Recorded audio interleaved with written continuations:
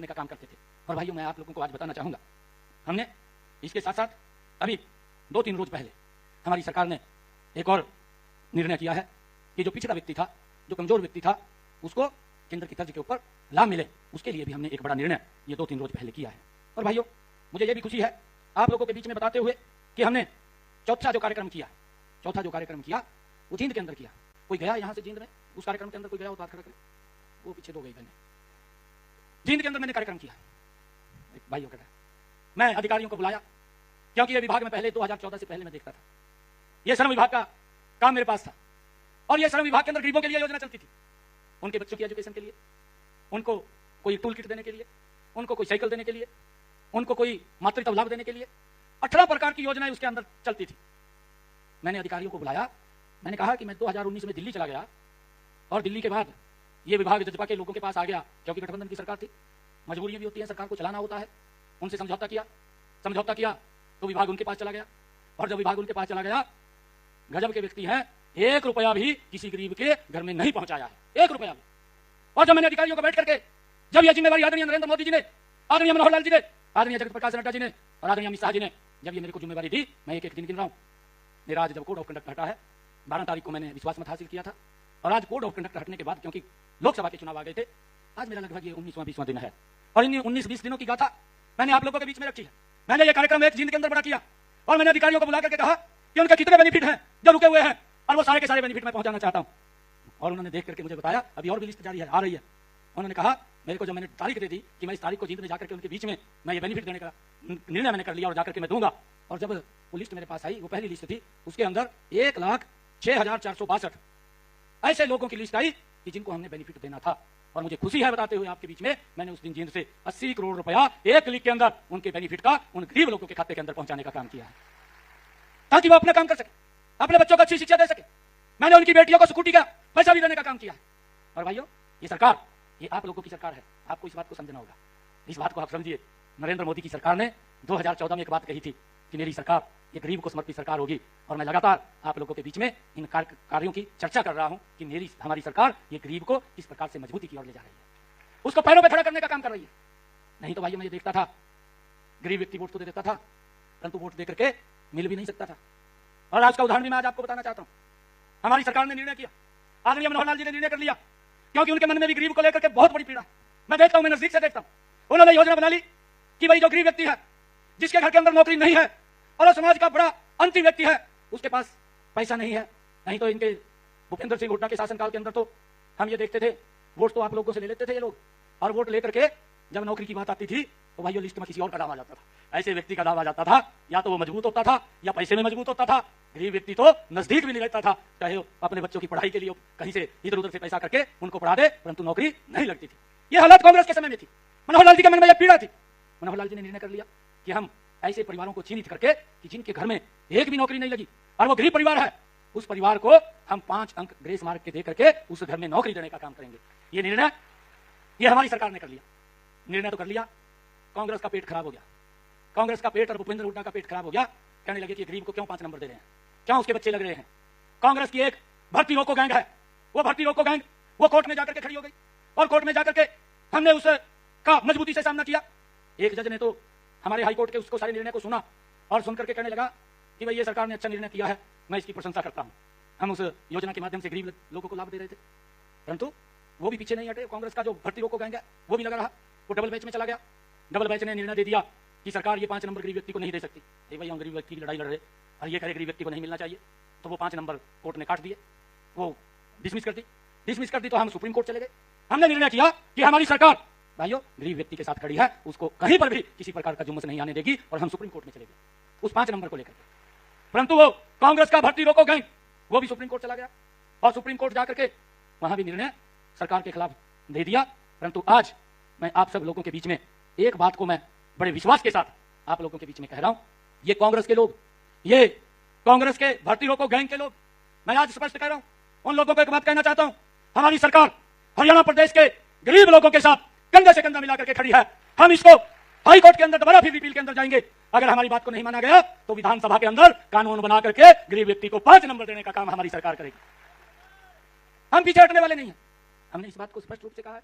अरे ये तो पहली बार हुआ है कि आज गरीब को बिना पर्ची बिना खर्ची के नौकरी मिल रही है। नहीं तो भूपेंद्र सिंह हुड्डा के कार्यकाल में तो गरीब व्यक्ति भाइयों ये सोच भी नहीं सकता था कि उसके बच्चे को सरकारी नौकरी लग जाएगी। भाइयों अगर कोई बेनिफिट का भी काम आता था कांग्रेस की सरकार में, भूपेंद्र हुड्डा की सरकार में बस नहीं चलता था। अगर झाड़ू मारने का कोई काम होता था वो भी अपने घराने में दे देता, किसी बात नहीं कर लेगा, मैं गरीब आदमी रह जाते।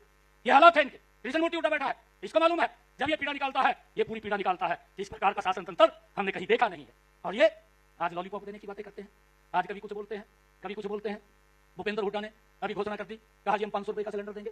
अरे भूपेंद्र सिंह हुड्डा, मैं आपको आज रोहतक के बीच में खड़ा हूं, मैं आपको एक बात से अवगत कराना चाहता हूं, आपको इसकी तरफ भी ध्यान देना चाहिए। जब आप लोग मुख्यमंत्री थे, आप प्रदेश के मुखिया थे, उस समय के अंदर गरीब व्यक्ति को तो गैस का सिलेंडर मिलता नहीं था, परंतु आम व्यक्ति को भी गैस का सिलेंडर अगर लेना होता था वो 3 दिन के अंदर मिलता था, 4 दिन के अंदर मिलता था, लाइन में खड़ा रहता था, वो 2000 रुपए में ब्लैक में मिल जाता था। ये मालूम है, सबको मालूम है। परंतु ये आज लॉलीपॉप देने की बात करता है, ये 500 रुपए की बात करता है।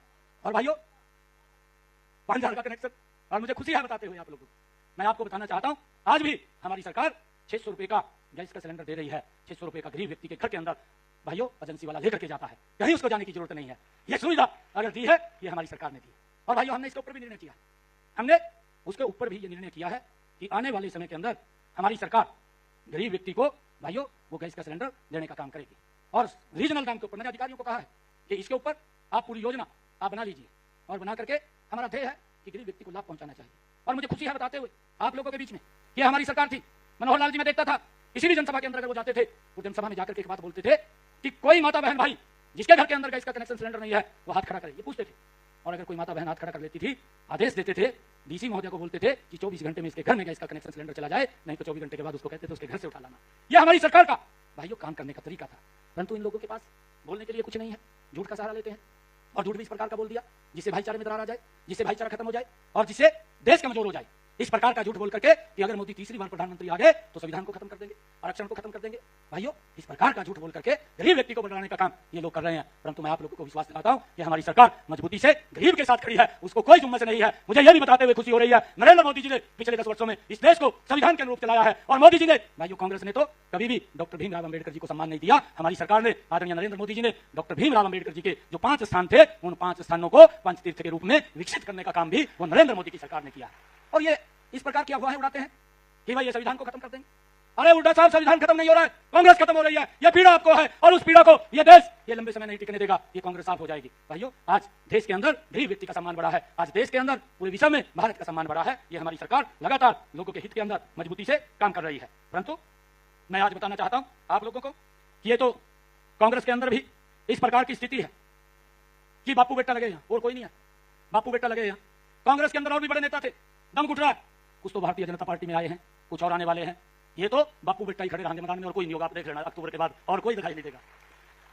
बापू लगा हुआ मेरा बेटा कैसे रजिस्ट हो जाए और कांग्रेस लगी और राहुल कैसे रजिस्ट हो जाए। भाई मैं आपको आज ये स्पष्ट रूप से कह रहा हूं, तीसरी बार नरेंद्र मोदी जी ने प्रधान सेवक के रूप में बड़े मैंडेट के साथ शपथ लिया है आप सबके आशीर्वाद से, आप सबको बधाई भी है। तीसरी बार में भी कांग्रेस 3 डिजिट क्रॉस नहीं कर पाई, तीसरी बार में भी कांग्रेस 3 डिजिट क्रॉस नहीं कर पाई। और बटन ऐसे खोल लिए आप कल शब्द ले लेंगे हमका, ये हालात करके ये हालात करके विकली शब्द ले लेंगे। अरे भाई आज भी मैं बताना चाहता हूं हरियाणा के अंदर भी ये अंकड़ों का खेल होता है। आज भी हरियाणा के अंदर हमारा वोट परसेंटेज वो कांग्रेस से ज्यादा है, हमारा वोट कांग्रेस से ज्यादा है। अंकड़ों का खेल हो जाता है, कई बार वोट परसेंट भी ज्यादा होता है और जब आमने सामने की कोई टक्कर हो जाती है उसके अंदर इनकी सीटें कुछ निकल आई। ये राजनीति में होता है। और जब राजनीति में होता है तो इन्होंने तो इस प्रकार का सोच लिया कि बस मैं तो चंडीगढ़ बैठा सपने देख रहा। चिंता मत करिए हुड्डा साहब, ये आपको मैं बताना भी चाहता हूं। आज हरियाणा के अंदर 11 इलेक्शन हुए थे, 11 एक विधानसभा का भी इलेक्शन हुआ था।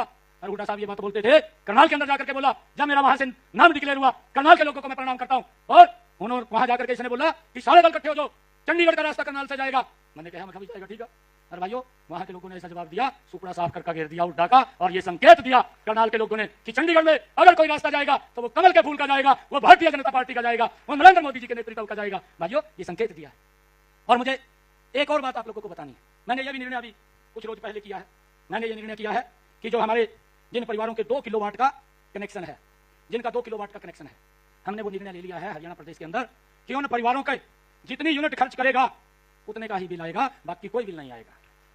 और यह निर्णय से अगर व्यक्ति कोई 1 महीने के लिए बाहर घूमने के लिए जाता है और मीटर 1 भी यूनिट खर्च नहीं करता तो उसका बिल 0 आएगा। यह निर्णय हमने किया है, उसको कोई भी बिल नहीं देना पड़ेगा। परंतु अगर परिवार के अंदर 20 यूनिट आती है तो 20 यूनिट का बिल देगा, अगर 50 यूनिट खर्च करता है तो 50 यूनिट का बिल देगा, अगर 100 यूनिट खर्च करता है तो 100 यूनिट का बिल देगा। ये निर्णय ये हमारी सरकार ने किया है ताकि गरीब व्यक्ति को भाइयों कोई दिक्कत परेशानी ना हो और उसको मजबूती से आगे बढ़ाया जा सके। ये हमारी सरकार का निर्णय है। और भाइयों, हमने जब ये भर्ती रोको गैंग कांग्रेस की ये लगी हुई थी, मैं रोहतक की भूमि के ऊपर हूं, मैं आज उनको ये कहना चाहता हूं, मैं हर जगह से बोलता हूं, परंतु आज मैं रोहतक की भूमि से बोल रहा हूं। मैं भूपेंद्र सिंह हुड्डा को ये चैलेंज करके कह रहा हूं कि आप हरियाणा प्रदेश के युवाओं को एक श्वेत पत्र जारी करके बताएं कि हमारी 10 साल के अंदर भूपेंद्र सिंह हुड्डा हरियाणा के मुख्यमंत्री रहे, कितने युवाओं को रोजगार दिया। आज वो रोजगार की बात करता है, आज लोगों को बरगलाता है कि मैं 1 लाख दूंगा, कभी बोलता है मैं 2 लाख दूंगा। मैं आज उसको ये बात कह रहा हूं। आज बड़े इस मेरे परिवारजन के लोग बैठे हैं, गरीब परिवार के हैं, मैं भी गरीब परिवार का हूं। भूपेंद्र हुड्डा तो मजबूत व्यक्ति है, परंतु एक गरीब परिवार का बालक आज उसको ये चैलेंज करता है कि एक श्वेत पत्र जारी करके बताए कि आपने 10 वर्षों के अंदर हरियाणा प्रदेश के कितने युवाओं को रोजगार दिया है। ये गरीब परिवार का बच्चा ये भी अपने 9.5 वर्षों के कार्यकाल का एक एक हिसाब देने के लिए तैयार है कि हमारी सरकार ने कितने युवाओं को रोजगार दिया है, बिना पर्ची बिना खर्ची के दिया है। और भाइयों, आज गरीब का बच्चा भी हमारी हरियाणा सरकार के अंदर बिना पर्ची बिना खर्ची के SCS अधिकारी लगा है। आज हरियाणा सरकार के अंदर गरीब का बच्चा बिना पर्ची बिना खर्ची के भाइयों तहसीलदार लगा है। आज हरियाणा सरकार के अंदर बिना पर्ची बिना खर्ची के हरियाणा सरकार के अंदर गरीब का बच्चा वीडियो लगा है। आज बिना पर्ची बिना खर्ची के हरियाणा सरकार के अंदर भाइयों हमारे समय के अंदर पुलिस में इंस्पेक्टर लगा है, जो कल्पना से परे है, जो सोच भी नहीं सकते थे। हाँ जी, ये सरकार गरीब के हित की सरकार है। वहां नोटा वाले लगे, बिल्कुल मालूम है आप, ये पूरे प्रदेश के लोगों को मालूम है, ये पूरे प्रदेश के लोगों को मालूम है कि जिसकी जेब के अंदर ज्यादा वजन होता था उसका बच्चा तो लग जाता था और गरीब तो त्राही करता था, क्या होगा क्या नहीं होगा, लगते नहीं थे, दिहाड़ी पर घूमते रहते थे। ये हालात थे। परंतु गरीब के जीवन में अगर सुधार करने का काम किसी ने किया तो हमारी डबल इंजन की सरकार नरेंद्र मोदी और हरियाणा सरकार ने किया है। इस बात को भी हमने समझना चाहिए। मैं एक और बात बताना चाहता हूं इन लोगों की, क्योंकि बातें तो बहुत हैं, मेरे पास समय का अभाव है। कभी फिर मिलूंगा, फिर आप लोगों से मैं बात करूंगा। आप हमारे परिवारजन के सभी माननीय सदस्य हैं। हमने ये भी कहा है कि जितनी भी समस्याएं थी उन सबका सरलीकरण हम धीरे धीरे कर रहे हैं, कोई समस्या किसी को ना रहे। मैंने अधिकारियों को एक बात कही है कि भाई अगर किसी की इनकम ज्यादा बढ़ गई परिवार पहचान पत्र में, भाई तो उस पत्र लिखवा लेना, वो बता देगा मेरी इतनी इनकम है और इतनी इनकम है तो उसको अपलोड कर दे। आपको क्या दिक्कत है? कोई दिक्कत नहीं होनी चाहिए। और वो मैं देख रहा हूँ, बहन जी बैठिए, मैं हर चीज के ऊपर नजर लगाए हुए हूँ। कई बात तो ये सोचते होंगे अधिकारी कि शायद इसको कुछ मालूम नहीं है। शाम को मैं कहीं भी होता हूँ, एक रिपोर्ट आती है मेरे पास, एक रिपोर्ट आती है। और मैं ये भी देख रहा हूँ, मैंने अधिकारियों से निवेदन किया है कि हम आपने और हमने मिलकर के हरियाणा प्रदेश के लोगों के जीवन को सरल करना है और ये हमारा ध्येय है। मैंने ये भी कहा है, मेरे को कोई मतलब नहीं है। मैंने कुछ अरे इतना बड़ा सम्मान ये नरेंद्र मोदी जी ने एक गरीब परिवार के बालक को दे दिया, उसको क्या चाहिए? मेरा जीवन तो गरीब लोगों के लिए है और उनके हित के अंदर लगाने का काम करेंगे, मुझे कुछ नहीं चाहिए। मैंने अधिकारियों को स्पष्ट रूप से कहा है कि आप अपनी कार्य प्रणाली के अंदर सुधार कर लीजिए, नहीं तो हम सुधार कर देंगे। मुझे आता है सुधार करना, हम सुधार कर देंगे। अगर किसी ने चक्कर काटे और मेरे को आगे बता दिया कि भाई मुझे 10 चक्कर काटने पड़ गए तो 200 चक्कर उसी अधिकारी को काटने पड़ेंगे, आज मैं आप लोगों के बीच में कह रहा हूं, मैं बार बार ये बात कह रहा हूं कि अपनी कार्य प्रणाली में सुधार कर ले। और ये भी सोचते हैं, कुछ लोग ये सोचते हैं, इस प्रकार का नैरेटिव सेट कर दिया, कहा 2 महीने रह गए, कहा 2 महीने बाद आने के नहीं। मैं आज रोहतक की भूमि से खड़ा होकर के कह रहा हूं, तीसरी बार भारतीय जनता पार्टी की सरकार बहुत बड़े मैंडेट के साथ वो हरियाणा के अंदर आ रही है। ये आप लोग लेकर के आ रहे हैं, आप लोग लेकर के आ रहे हैं। मैं देख रहा हूं, मैं पूरे प्रदेश के अंदर घूम रहा हूं, कोई भी संशय नहीं है। संशय अगर किसी को है तो कांग्रेस को है, कांग्रेस को संशय है, भारतीय जनता पार्टी को नहीं है। हमारा एजेंडा क्लियर है, हमारा बिल्कुल एजेंडा क्लियर है। और मैं आज ये भी कह रहा हूं, जब मैं बार बार इस बात को बोलता हूं कि सुधार कर लिया जाए तो सुधार करना ही पड़ेगा। मैं ये फिर कह रहा हूं, सुधार करना ही पड़ेगा, नहीं तो सुधार हो जाएगा। दोनों बातें इसी के अंदर हैं। हमने लोगों को डिलीवरी देनी है, हमने लोगों को समस्या ना हो उसका समाधान करना है। हमारी बहन ने कहा, हमने अधिकारियों को, यहाँ डीसी महोदय खड़े हैं, डीसी महोदय आप अभी मंच पर आकर के आप लोगों को बताएंगे। हमने जब ये बात बोल दी है कि भाई अगर किसी की इनकम ज्यादा है उससे स्वयं लिखवा लो, लिखवा करके अपलोड कर दो, अपलोड करके उसको उस इनकम के अंदर ले आओ जो इनकम के अंदर वो कह रहा है। परंतु जांच करना, उसका देखना, ये भी अधिकारी का दायित्व है। कई बार ऐसा होता था, मैं तो देखता था कांग्रेस